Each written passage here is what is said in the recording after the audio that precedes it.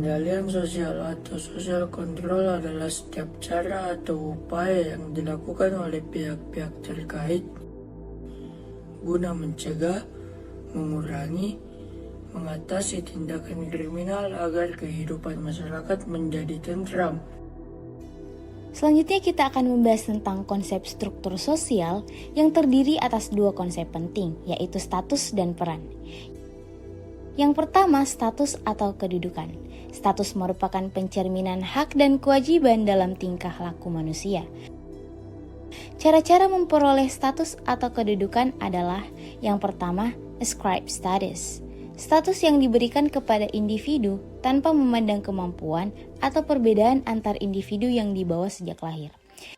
Yang kedua ada achieve status.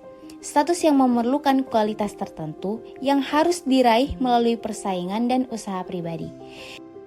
Yang ketiga ada assigned status. Status yang diperoleh melalui penghargaan atau pemberian dari pihak lain atas jasa-jasa tertentu. Dalam kehidupan masyarakat, selalu ada benturan-benturan atau pertentangan yang dialami seseorang. Sehubungan dengan status yang dimilikinya, hal ini disebut konflik status. Yang pertama, konflik status individual, dirasakan oleh orang yang bersangkutan dalam batinnya sendiri. Contohnya, seorang perempuan harus memilih antara bekerja atau menjadi ibu rumah tangga. Yang kedua, konflik status antar kelompok.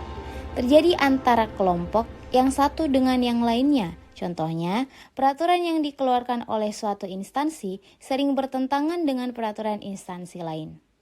Yang ketiga, konflik status antar individu. Terjadi antara individu yang satu dengan individu yang lain. Contohnya, seorang istri bertengkar dengan suaminya mengenai pengasuhan anak. Pada umumnya, orang juga menggunakan simbol-simbol tertentu untuk menunjukkan kedudukannya dalam masyarakat.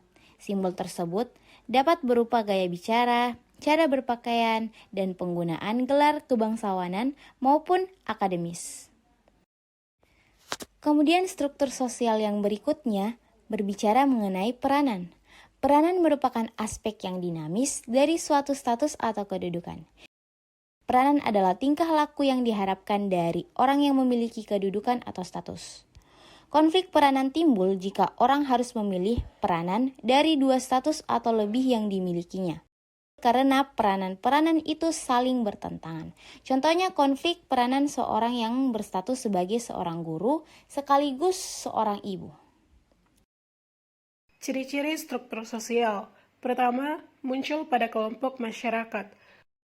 Struktur sosial hanya bisa muncul pada individu-individu yang memiliki status dan peran.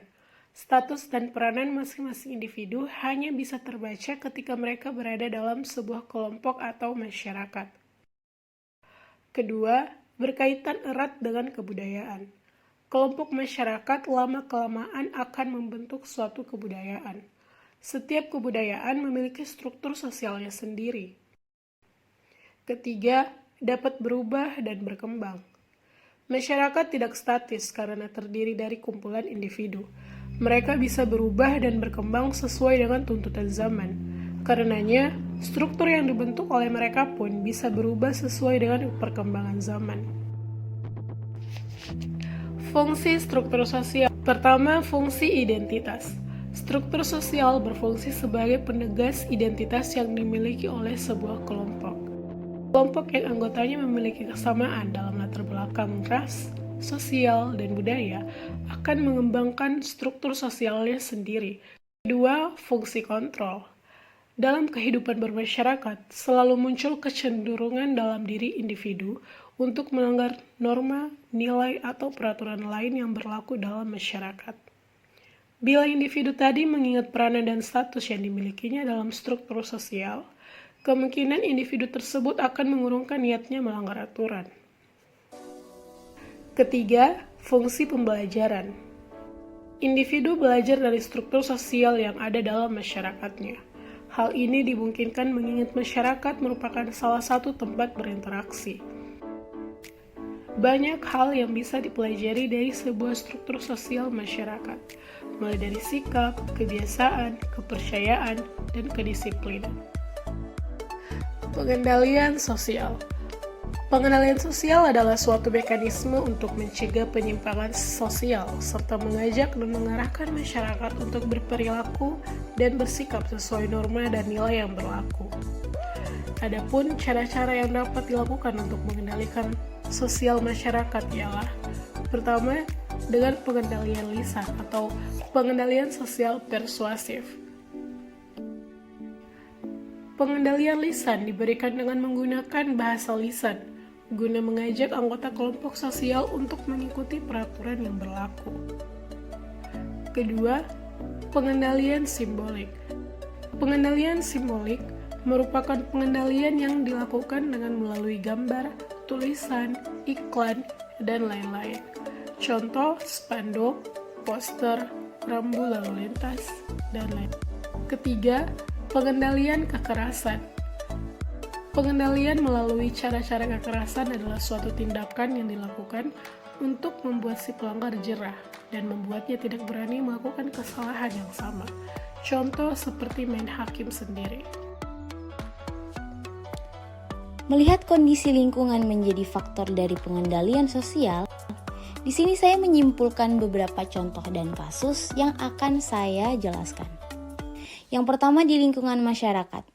Terkait pengendalian sosial di lingkungan masyarakat, sering kita temui contohnya saja terdapat aturan atau norma yang diterapkan di lingkungan mengenai dilarang membuang sampah di sungai agar tidak terjadinya penyumbatan aliran dan penguapan air sungai. Namun melihat realitas yang terjadi di masyarakat, masih banyak yang menyepelekan hal ini dan membuang sampah sembarangan tempat. Salah satu bentuk pengendalian sosial yaitu mensosialisasikan terkait akibat jika membuang sampah sembarangan. Selain itu dapat juga menempelkan tulisan dilarang membuang sampah sembarangan. Namun efektifnya adalah jika masyarakat membuang sampah sembarangan dapat menerima sanksi dari warga sekitar atau pemerintah agar tidak mengulangi hal itu lagi.